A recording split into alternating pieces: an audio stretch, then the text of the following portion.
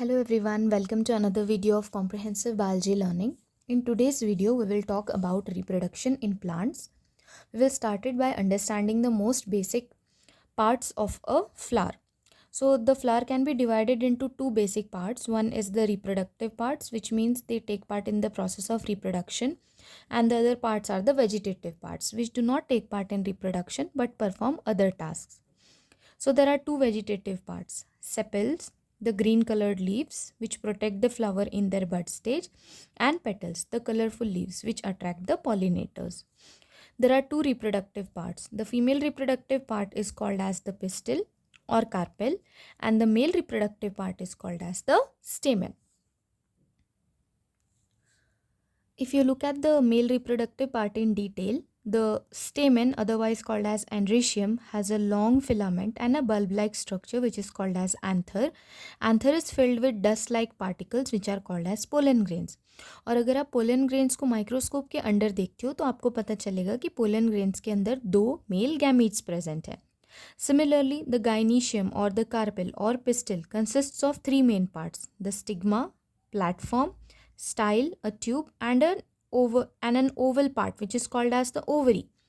Every ovary has ovules. There can be one ovule or there can be many ovules in an ovary.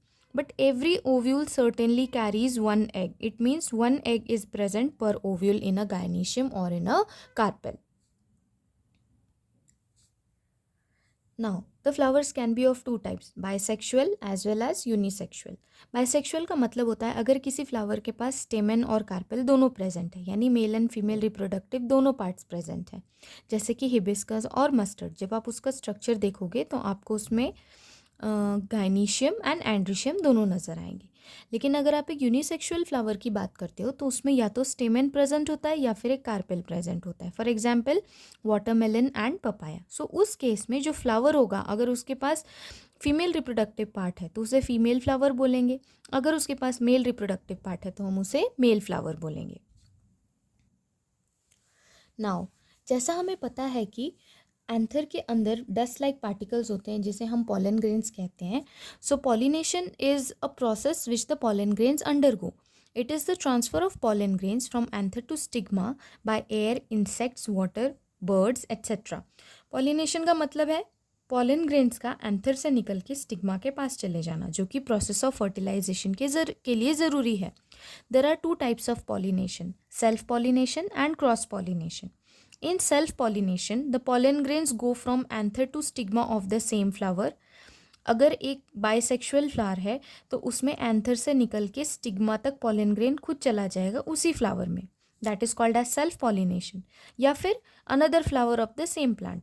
अगर उसी plant में एक और flower है तो अगर उसी प्लांट के एंथर से पॉलन ग्रेन निकल के किसी दूसरे फ्लावर के स्टिग्मा पे जाता है तब भी हम उसे सेल्फ पॉलिनेशन ही बोलेंगे.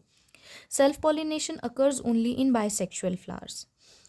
Cross-pollination is the movement of pollen grains from anther to stigma of different flower in a different plant. So दो प्लांट्स का होना यहाँ पे ज़रूरी है और दोनों या तो यूनिसेक्सुअल हो सकते हैं या फिर बाइसेक्सुअल हो सकते हैं. इसमें pollen grains निकलते हैं एंथर से and they fall down on the stigma of some other flower only. That is the condition. Cross pollination from one flower to another flower of two different plants. This process helps in the further process of fertilization. Now let us understand what double fertilization is. In the process of double fertilization, the end products of fruit and seeds are formed. लेकिन उसको समझने से पहले हमें female reproductive part of a flower को अच्छे से देख लेना चाहिए. जैसा कि हमें पता है तीन मेन पार्ट्स होते हैं: स्टिग्मा, स्टाइल एंड ओवरी. अब तक हमने ये भी पढ़ लिया है कि ओवरी के अंदर ओव्यूल प्रेजेंट होता है और हर ओव्यूल के अंदर एक एग सेल प्रेजेंट होता है.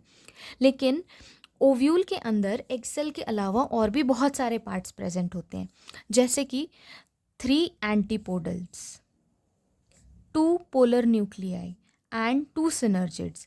ये जो बाकी के सेल्स होते हैं ये भी हेल्प करते हैं secondarily in the process of fertilisation. हालांकि मेन फर्टिलाइजेशन एग सेल और मेल गैमीट के बीच में ही होता है. ठीक है. सो इस पूरे अपैरेटस को हम लोग कहते हैं the ovule apparatus which has got the egg cell, 2 synergids, 2 polar nuclei and 3 antipodals. ठीक है, अब अगर हमें पता है कि पॉलिनेशन हो चुका है, मतलब कि किसी एंथर से पॉलन ग्रेन निकल के स्टिग्मा के ऊपर लैंड कर चुका है, तो उसके बाद क्या होगा? Once the pollen grain falls on the stigma, a long tube come outs of it, and this long tube carries 2 male gametes. If you remember, there are 2 male gametes present in a pollen grain. So pollen grain से जैसे ही वो tube निकलता है, उस tube के अंदर दोनों male gametes transfer हो जाते हैं, और वो क्या करते हैं? They directly go to the ovule and enter the ovule from the part where egg cell is present. ठीक है, अब इस ओव्यूल के अंदर क्या था? 3 antipodals, 2 polar nuclei, 1 egg cell and 2 synergids, जैसा कि हमने इस डायग्राम में देखा था. अभी हमें किसके बारे में याद रखना है? सिर्फ एग सेल और 2 पोलर न्यूक्लियाई के बारे में याद रखना है. ओके, अब एक बार दोनों मेल गैमीट्स ओव्यूल के अंदर एंटर कर जाते हैं, then what happens? Then the process of double fertilization occurs. As we have discussed, pollen tube germinates on the stigma, carries 2 male gametes and reaches the ovule. अब ovule के अंदर क्या होगा?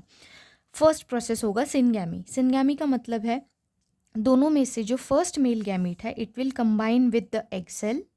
The first male gamete will combine with the egg cell and form a zygote.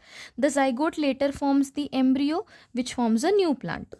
Then the second process is triple fertilization. In triple fertilization, the second male gamete combines with 2 polar nuclei. Second male gamete and 2 polar nuclei to form endosperm. अब endosperm का क्या होता है? वो further divide होता है और food storage बनाता है developing embryo के लिए. अब क्योंकि यहाँ पे फर्टिलाइजेशन 2 बार हो रहा है, एक बार सिनगैमी में, एक बार ट्रिपल फ्यूजन में, इसीलिए इन दोनों प्रोसेसेस को एक साथ बोलते हैं डबल फर्टिलाइजेशन. इसका मतलब ये है कि at the end of the process of fertilization there are 2 things which are formed. One is the zygote, the other is the endosperm. Zygote बड़ा होने के बाद एम्ब्रियो बनेगा और उसी से न्यू प्लांट बनेगा, और एंडोस्पर्म उसको जब तक वो फोटोसिंथेसिस करने लायक नहीं हो जाता तब तक के लिए उसको फूड प्रोवाइड करेगा. Please remember this thing, after fertilization the ovary becomes the fruit, whereas the ovule becomes the seed. I hope the concept is clear. If not, then please mention it in the comment section. Thank you.